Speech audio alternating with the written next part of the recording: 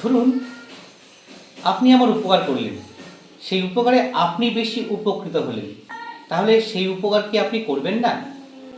হ্যাঁ, আমাদের সোশ্যাল মিডিয়ায় পরিচিতদের মধ্যে অনেক মানুষ রয়েছে, তারা জানে অপরকে উপকার করলে তারা বেশি উপকৃত হবে, তবুও সেই উপকার করতে কুণ্ঠা বোধ করেন।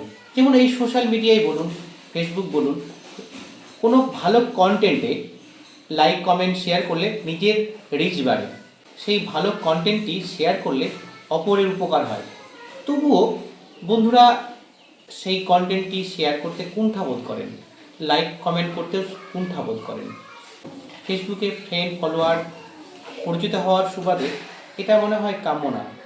অপরকে উপকার করলে নিজে বেশি উপকৃত হওয়া যায়, তাহলে এই বিষয়ে কুণ্ঠা থাকা উচিত নয়।